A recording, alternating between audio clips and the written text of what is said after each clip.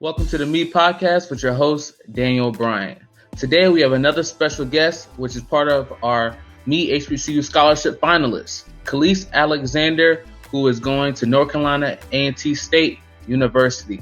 She is one out of 5 finalists for the Me HBCU Scholarship, and this is her interview. So without further ado, let me add her to the call. Hi, Daniel. Hey, Khalese, how you doing? I'm good. How are you? I'm doing pretty good. I'm glad to congratulate you for being a finalist. Like I said, your application was great to all the reviewers, so congratulations. Thank you. All right, so let's go ahead and dive into some of these questions that I have for you. So my first question was a major part of what the application was supposed to be about, and that is your adversity, but then also how you overcame it. So I want you just to talk to the viewers a little bit about, what you went through, but then also how you were able to overcome it. Okay. So basically, I have always had a on and off relationship with my father. It would be times where he would be heavily involved in my life, and then there would be times where he'd be out of my life.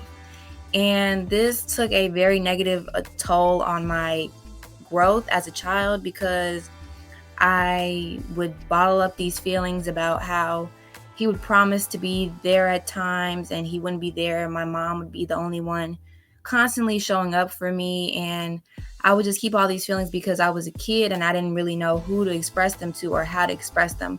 My mom, of course, she knew how I felt about it. And she would just tell me like, I've always got your back. I'm here for you. It's okay. Things like that. But it still didn't feel okay. But then when I was in 8th grade, me and my dad got really close. We were constantly going out to dinner, arcades, mall, everything. And he would start picking up me and my siblings. We would go to his house every weekend because he lived pretty close to where I lived at the time. So we would be spending time with him all the time. It was so fun.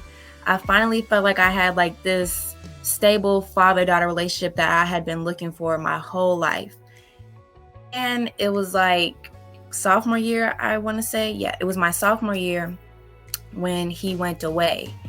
And things definitely took a turn then. I was confused. I was numb. I didn't know what to do because I finally felt like things were going good. And then just like that, it was back to how it used to be.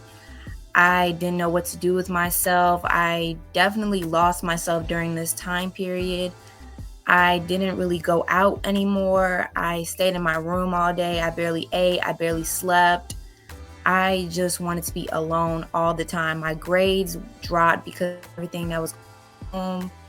And like I said before, I've always been the type of person that never opened up about how I feel because I didn't know who to talk to and what to say. I didn't think that anybody would understand how I was feeling. So for a while, it was like that probably my whole first semester of sophomore year. And then that's when people started to ask me questions like, what's wrong with you? You haven't been acting like yourself. You don't even look like yourself and things like that. And I would just kind of brush it off and be like, I'm fine. Like, there's nothing wrong with me. Even though I would look in the mirror, I couldn't recognize myself. I didn't feel like myself. I felt like I was somebody else. Like for those first months of my first semester of sophomore year, it's all a blur because I really don't remember what was going on because I was so disconnected from my life. So that's when I realized, like, Khalese, you can't keep letting this hold you back. Like, yes, it's upsetting what happened. Yes, you really wanted that relationship, but you shouldn't let it determine what your future is going to be like. So I told myself I'm going to turn this around, and that's what I did. I started to eat more, started to go out, started to hang out with family. I started helping around the house. Me and my mom, we went out like way more than we used to. It was, I brought my grades up from C's to A's. I got back into my sports and my clubs, started getting good sleep, hanging out with siblings. Everything just got better after that when I told myself, you can't keep letting this affect you. So fast forward to now, I've definitely improved since then. I graduated high school early. I started at a community college back here where I can transfer my credits to NCAT. I got into all my top schools. I got some scholarships. I'm here with this scholarship interview. So I'm definitely doing better than I did. Even me and my father now, we have a way better relationship than we used to. We talk every single week about school, about scholarships, about my business. I'm running my own business. Yeah. Everything is just came full circle since then. And I'm very thankful that I had those people that were telling me, you aren't acting like yourself, because it really woke me up. Wow. That's amazing. That story, that just, that hit me hard. But that's amazing how I kind of see that you had that mental switch where you had to decide within yourself that I got to be better. I got to change things around. I can determine, how my future is going to be. And for you to switch that around, do a complete 180 to go in the other directions and say, hey, I'm going to dictate my life. I'm going to go out with friends. I'm going to join clubs. I'm going to do different things around school, help around the house. Those different things, I can even see it in you now, how, just how vibrant you are and how, upbeat you are. Even when I see some of your business stuff, I saw some of your business that you're doing. So you're doing amazing things. And now that you look back at where you were and then now where you are, you can even see within yourself all the growth that you did. So that's truly amazing. And I'm glad that, you made that switch and that you were able to do it within yourself, but then also had help from other people like your mother and all your other friends. And then also your relationship growing with your father. So that's amazing. I truly, I'm happy that you shared that. Thank you. Because it really, I look back on even memories, pictures and everything, and I can see the difference in myself. I can see how my smile has grown, how I have this new glow, how I'm happy about things. I'm excited about things, everything. I've come a long way and I love it. Wow. Now let's go ahead and get into my next question, and that's going to talk about the second major part about what this application was, and that was education. When we were deciding to do this scholarship, me and my team and my other business partners, we all decided to say, hey, something that was important to honor my grandma, who this scholarship is in honor of, was education. She was all about education. So I want you to share with the followers, just talk about why going to A&T and furthering your education was important to you. Okay, well, furthering my education was important to me for a number of reasons. For one, I've always had this dream to go to college since I was little. I've always been excited about, connecting with people from around the world, seeing new things, trying new things in a new place. Because I've always told myself I want to go far. I'm originally from Chicago, so I told myself I want to go out of state. I want to go somewhere where I don't know anybody there. I always just loved the college experience, and I was very excited about that. And then in high school, that's when I started to learn about HBCUs, and I was like, yeah, this is definitely for me. I moved around a lot in my life, so it would be times where I was in all Black spaces, and then it would be times where I would be the only Black person in the room. So I told myself I definitely have to be into a HBCU because I can finally choose where I'm going to go. I'm not placed somewhere. I can choose to be around my people, and that's what I really wanted to do. So I think my freshman or sophomore year of high school, I started to look into HBCUs that specialized in business and fashion, and I came across Clark Atlanta, Howard, NCAT, North Carolina Central, FAMU, all these colleges, all great colleges.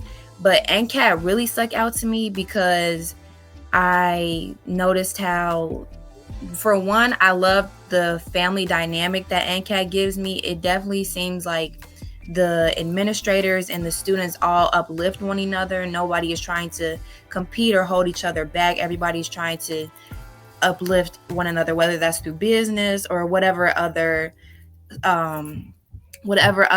things they're pursuing. I also love that NCAT was one of the main schools that had my program to a T because I wanted to do business management. They had entrepreneurship, marketing, all of the courses that I wanted to take. And I just felt like A&T is definitely the place that's going to not only give me the resources for my business, give me the connections, also teach me the things that I don't know yet. Because like I said before, I started my business on my own from home.